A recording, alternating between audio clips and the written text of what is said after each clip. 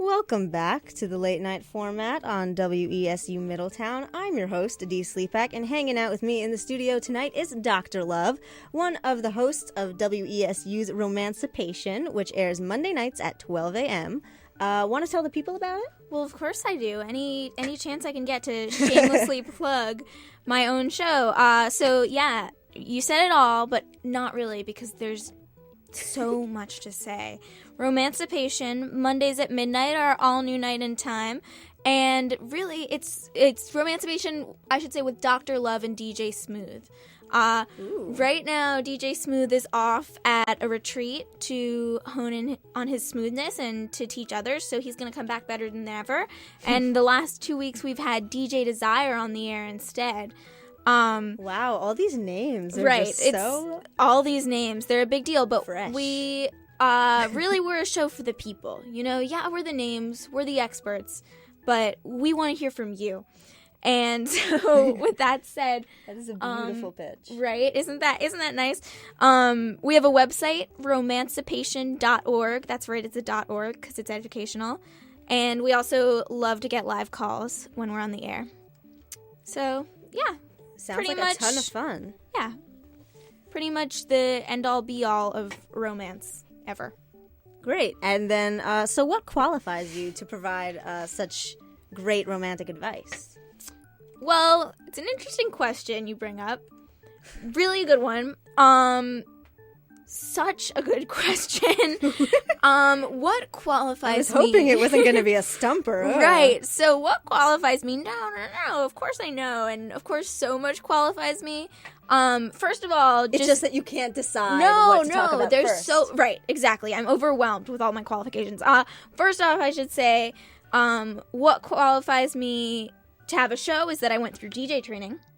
Okay, and starting from the basics. Right, and that I gave myself this show. So I have qualified me, in a sense. That's great. Aside from that, what qualifies me, years of being in love and being loved. Yeah. No, that, and also, on a real note, I think what qualifies me to give advice, romantic or otherwise related life advice, is not that my advice is always necessarily right, but I find I'm someone who I really do listen to every situation and consider it. And so even if it's not the best advice out there, it is certainly the best advice I can give every time I give it. So you can trust that you're getting what I really feel and what I consider to be it's the best I can do. I'm putting it all on the line. That is very, very genuine. A lot more genuine than I was expecting. Yeah, see? But wow, maybe that is some real emotion. Right, so maybe my occasional moments of genuine emotion is what qualifies me. Could that be? I buy it. And I have complete faith in your gift. Thank you. But I thought since you're here tonight, and we love to interrogate and make people feel uncomfortable here on the late night format, so I thought tonight we'd prove your skills to our collective listenership. Yes. And I have some scenarios for you. Do you think you're ready to tackle them? Oh, yes, I'll tackle them. I do this for a living. Every week for half an hour for a living. All right. Go for it. Shoot. Here we go. So what kind of advice would you give to this person in a kind of love at first sight scenario? Ooh. So they spotted the person that they're interested in and knew immediately and irrefutably that they were meant to be.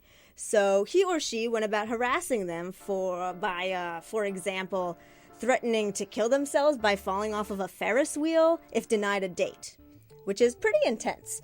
But for whatever reason, this technique works. And they exchange messages for a year, and she doesn't consistently answer. Regardless, they send the initiator sends 365 messages, one for every day they were apart. And finally, he comes back to where she is and finds out that she's moved on. What should this person do? Whoa! Okay, so this is somehow weirdly familiar, I guess because it's just such a common situation. Right. Especially the Ferris wheel bit. Right. Exactly. Like, who doesn't do that when they see someone at love at first sight, someone? Because also love at first sight is a really common situation that I get a lot. Wow. So as I said, I have a love-hate relationship with romantic comedies. Somehow I feel like it could be from some sort of a romantic comedy, or maybe a romantic it comedy is very without the reminiscent comedy. of like Titanic, a movie type situation. maybe, like it's so Titanic, amazing but plus a Ferris wheel and letters, and they don't die. So, okay, so it's Titanic pretty much. What advice do I give? It's almost Titanic. It's Titanic. I know my romantic comedies. I am Dr. Love. I am the expert, and I think I know the plot of Titanic when I hear it. So, what do I say? Well, what I say is, I mean, the way this scenario ended is you find out she's with someone else. So, I'm not totally sure I understand the question. Like, should he go beyond the bounds of another person's relationship in defense of this love that he feels like, or she? Right. It could be of either gender, right, or of whatever this person chooses to be. Of ambiguous gender and identity. Hashtag this is why. Yeah, this is why. But, no, so... yeah, exactly. I should have written those in my script. Right. But, yeah, so should he Z. or she... or Z. Should they... I don't... Okay, dismiss I will this accept relationship? any pronoun except they, because now this is another thing that qualifies me not only to give advice but also to just like be an outstanding person is my impeccable grammar. They is plural and this is singular. It can be either. No, it cannot. Yes, it can. It can be in politically correct, left-wing crazy hippies minds, but here in my brain we say Z when we're trying to be left-wing hippies. Anyway, back to Z. Yeah. So okay, obviously, the first phrase that comes to mind is also fair in love and war. And also, given that this entire situation is just so romantic and that somehow already threatening to kill yourself by jumping off a Ferris wheel has worked, I get the feeling, I don't know why, that Titanic is going to end just like with them together. With, the Ferris wheel thing worked out, the letters worked out, and... Well, he or she did not get the letters. Oh, wait, they didn't get the letters. Ooh, who got the letters? Or she didn't answer the letters. Maybe he or she Okay, did well, get this the is letters. where... Oh, okay, no, I can But tell you... he sent them. He sent 365 letters. Well, then now I know. You've answered it for me. I know exactly how this works out. And what happened is she didn't get the letters. And the key to mending this relationship is finding, where are the letters? Who got the letters? Who intercepted these letters? Could it be one of her overbearing parents? Could it be his? Or his overbearing parents, right? Could it be... No, we know it's a girl. No. No, they're both of ambiguous gender. Oh, they're both of ambiguous gender. All right, well, for the sake of clarity, I'm going to choose two different genders, only so that I can choose two different pronouns since we know no names except Jack and Rose from Titanic. So, okay, just call them Jack and Rose since you figured it out. Okay, well, so Rose... I'm going to go out on a limb and say Rose has not gotten the letters. The key for Jack to split up Rose with other boyfriend from Titanic, Gaston, is... I made that up. Is to find out where are those letters. Maybe it's one of Rose's overbearing parents. Maybe it's the lover, this new lover that's been thwarting it all along. Maybe it's just, a failure on the part of the Postal Service. But... once he finds those letters and makes sure that they get to her, you're in. You don't need to threaten to kill yourself on Ferris wheels anymore. Although you are going to hit the iceberg and die. So, the end. Spoiler alert. Right. All right. Excellent job. Thank you. All right, here's another scenario. So, what would you say to someone who meets an excellent match while hosting a very swanky party? They immediately hit it off, they finish each other's sandwiches, and they harmonize beautifully. Compelled by their instant connection, the guest proposes, and on a whim, Z accepts. Unfortunately, their sister disapproves very strongly. Their sister? Are they related? No. No wonder. Okay, I get your point now. See my Z's grammar point? Sister. Which Z, though? The Z who accepted the proposal. Who is hosting the party? What? The sister's hosting or Z is hosting? Z is hosting. Z meets person X, who is a potential match Z and X, for good. her. They are seemingly perfect, but Z's sister disapproves. All right, well, I think, again, it's sort of like the letters. The key is to get down to the root of the problem. which is to say, what is the postal service in this scenario? Where's the failed mail? And so why does Z disapprove? And what you need to do is accept it tentatively. Well, I think Z disapproves. Well, the sister disapproves. Z's sister because disapproves. I'm sorry, I've made this the most confusing thing in the world. Come on. But great politically correctness, but it's so confusing. Okay, so the sister, I think, is obviously distraught because of the quickness of the acceptance. It's quick. Especially the finishing each other's sandwiches thing. That's quick. So, I think the sister has a good point, which isn't to say that you need to shut down this relationship entirely, but take it slow. They don't need to get married. They can date. They don't need to have a first date on Valentine's Day, as we've discussed already in reference to DJ Desire and his desires. They can wait on the wedding, and it can still happen. And if they slow down the timeline, they'll get to know each other better, and their families will be more at ease.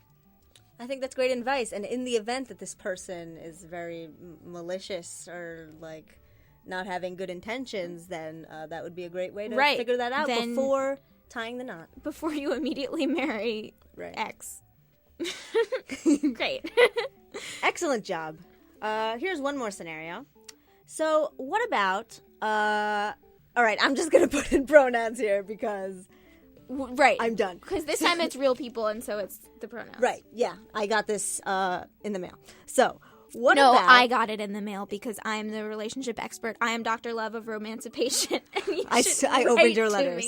I opened your letters. So were you the one taking Jack's letters all along? Okay. So, all right. Next scenario. So this person is not who she says she is.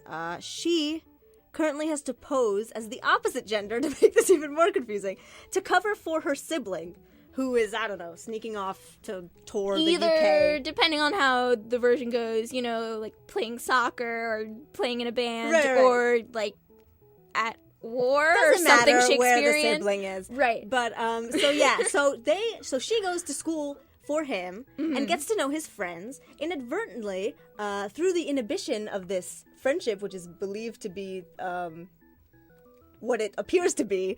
But in fact... she is a girl in disguise. As a boy. She's a girl in disguise. Okay. So, classic. So she finds out that one of her brother's friends is perfect for her, but suddenly, this friend starts confiding in her and asks for dating advice about someone totally different. Oh no! What Come should on, she friend. do? All right. Well, I really mean it when I say this situation is, in every sense of the word, classic. Ha ha. Ha. Get it? Classic. Nope. It's classic. This is real. It's classic as well. Okay, well, also actually classic in a different sense of the word.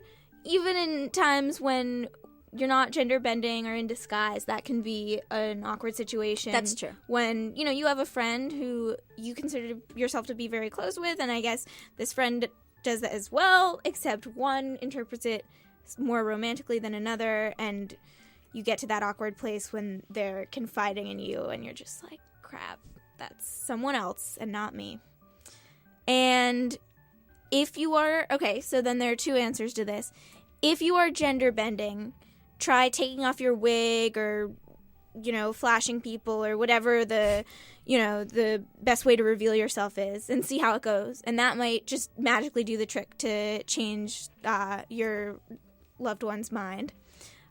If you're not gender bending, it's much harder because, there's no big reveal.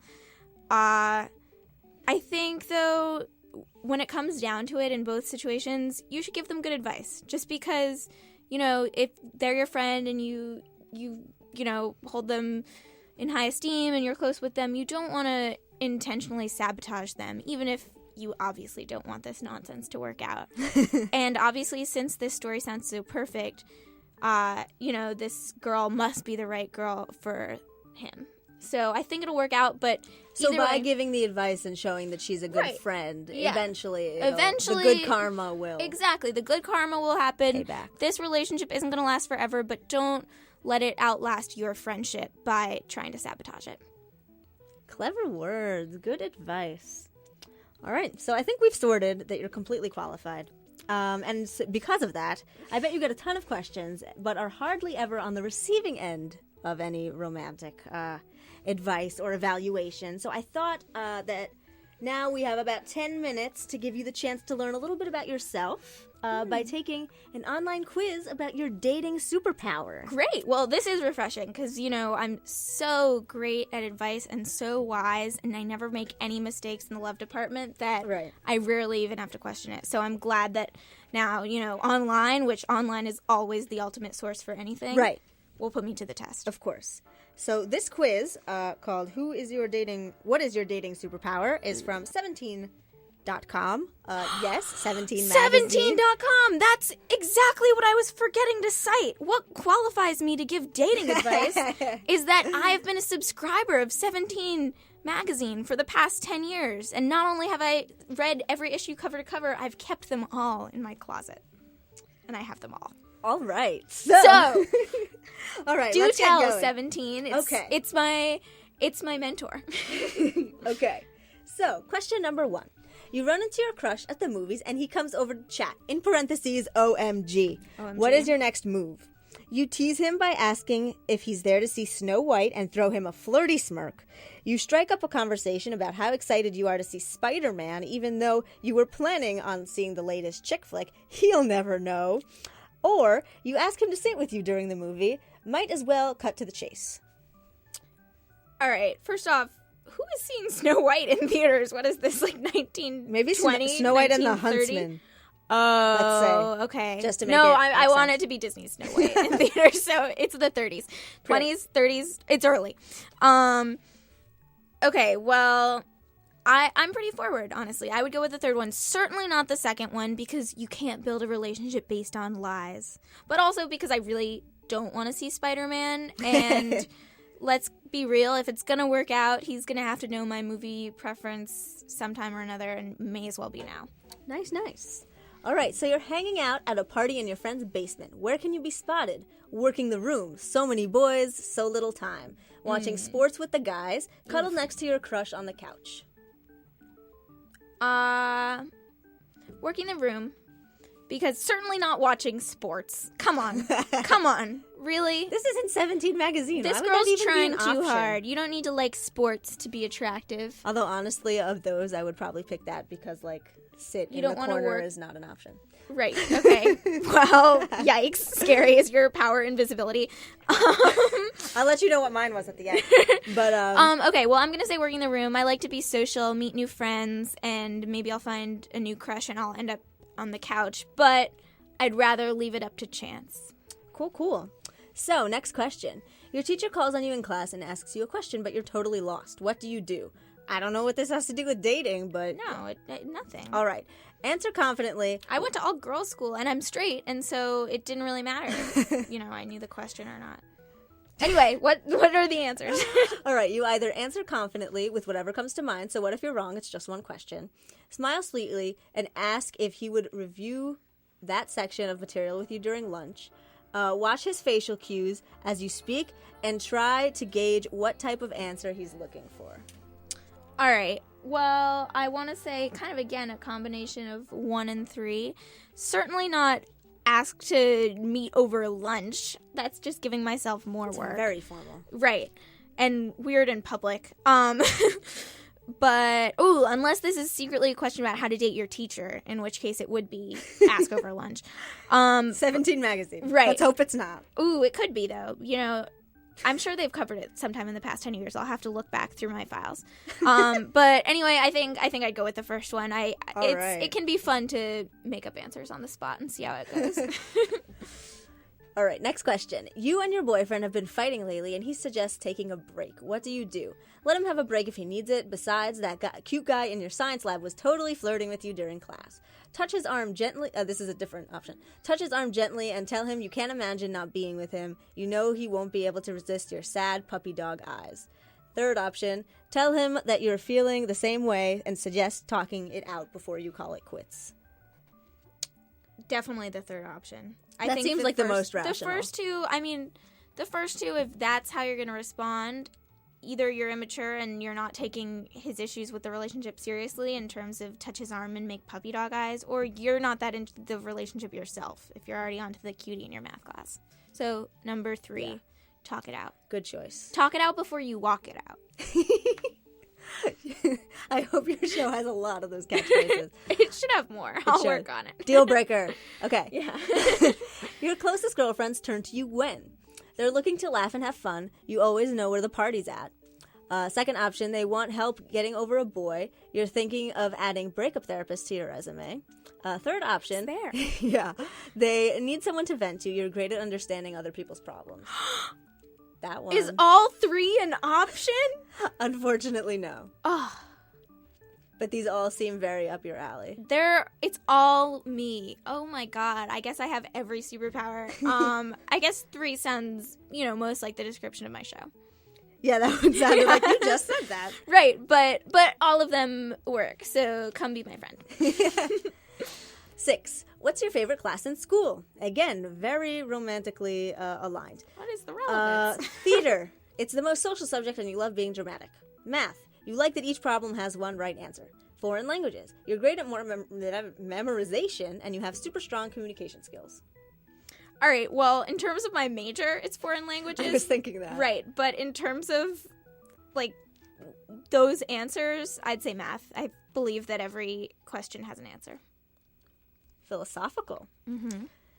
Question number 7. Your guys know you as a tease, the girl they've all dated, or one of the guys. Lots of options here for you. Yikes, all of them sound a little too close to home and yet not correct. That's how psychics get you. Right. One of the guys? One of the guys. With DJ Desire, at least, certainly we're bros. All right, question number 8. One of your BFFs has been standing. I love. Oh God, BFFs. Okay. I have so many BFFs. I take my BFFs very seriously. No, of course, BFFs are to be valued, but you could saying BFF kind of. Oh no, I only refer to them as BFF, never even by their name. I just greet them that way. Hi, BFF. Right. Perfect. Okay, so she's been standing. She's been sending you cold texts. When you ask her why she's upset, what does she accuse you of? You steal all the attention away from her whenever you go out together. You don't make enough time for her, or you always have to be right. Always is in all caps. Always. Oh God, all of those are bad. It's so hard to pick what's negative. I don't think it's the first. What was the second again? You don't make enough time for her. I'm going to say 3. It's close, but I'm going to say 3. But also, I am always right because I'm Dr. Love, so it works out. So that's not even wholly your fault. Right. So, it can be hard being friends with someone so wise. True. Okay. Last 2 questions. You see your ex at a party and you want to make him jealous. What do? You either join in with his friends when they're playing Xbox and beat him at his own game, pick a guy in his range of vision and flirt away by acting like he's the funniest person in the world, or make it your goal to talk to every guy in the room before the night is over. Certainly not play Xbox, because that's just not something I do, along with Spider-Man and sports. Not the flirting right in his line of vision and laughing as if it's the funniest thing ever is a little too obvious. I like the third option because I think that, maybe it's sort of a, trying to make him jealous thing, but it also could end up being a fun night for you that way. Go meet new people. Cool. Last question, I think. I hope. Maybe. It's the best or worst holiday of the year, Valentine's Day. It is! Very topical. Whoa! Lucky for you, this year you have a boyfriend you adore. What do you get him? You plan a scavenger hunt? You cook him dinner and dessert at your house? Or you buy him the DVD set of his favorite TV show and watch a few episodes together? Okay, wow. So I just want to say I love all 3 of those options. They all seem to have taken my advice of, thoughtful Valentine's Day gestures. Scavenger hunt would be so cool. So maybe that. It depends on the boyfriend. You got to read the boyfriend. This does not give you a lot of, it doesn't give you enough. conditionality. Right. I feel like all of those are good. And so it's more about what he wants. I feel like a boyfriend of mine would probably like to watch TV. but I would also really like to do a scavenger hunt. And cooking dinner is so nice, but I can't really cook. I can only boil things. So that's out. I'm going to go scavenger hunt. It sounds fun. Good choice. All right. I'm hoping your results are going to come up now. Your superpower is that you're a speed dater. What? You're able to get over a guy as quickly as you fall. Days after a breakup, you bounce back and you're ready to mingle. You don't let guy drama weigh you down. Life's too short to sit around brokenhearted. I feel like speed dater as a name has kind of negative connotations, but I was a mind reader, in case you're curious. A mind reader? Yeah, I forgot the description. Because you wanted to sit in the corner at the party and just read and just people's sit minds. with my fingers on my temples and kind of and who needs to talk to anyone when you can hear their thoughts? Perfect. Yeah. Okay. I think also, though, in fairness, just to explain the answer a little bit, it makes sense because I think that a speed dater in the 17 description is what I aspire to be, but in general, maybe I'm a little less together than that. Honest. That's brave of you. I try. Well, that's all the time we have with Dr. Love right now. When we come back, HAIM we'll be performing with air quotes, which means that they're not actually performing, but we will listen to them. They are live in the studio at WESU Middletown. So don't touch that dial. We'll be right back after this.